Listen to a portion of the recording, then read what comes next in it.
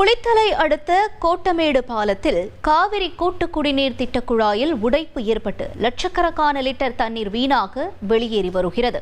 அந்த காட்சிகளை முதலில் பார்ப்போம்.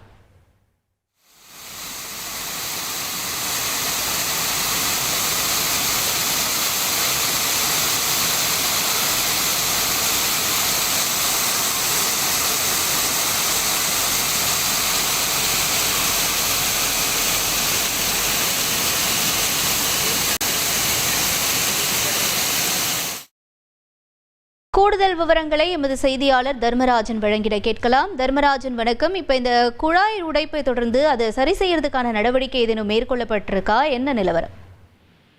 வணக்கம் மேடம். கரூர் மாவட்டம் குளித்தலை காவிரி ஆற்றிலிருந்து மணப்பாறைக்கு செல்லும் தமிழ்நாடு வடிகால் வாரிய கூட்டு குடிநீர் திட்ட குழாய் கோட்டமேடு வடிகால் வாய்க்கால் பாலம் வழியாக செல்கிறது. அதில் வாய்க்கால் பாலத்தில் செல்லும் குழாயில் உடைப்பு ஏற்பட்டு லட்சக்கணக்கான குடிநீர் வீணாகி வருகிறது.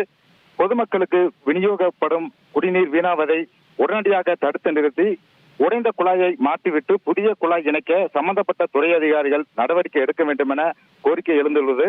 இது குறித்து தகவல் அறிந்த ஆட்டு பாதுகாப்புத்துறை அதிகாரிகள் தற்போது குடிநீர் வீணாவதை தடுக்க மோட்டாரை நிறுத்தும் வேலைகள் செய்து வருகின்றனர்.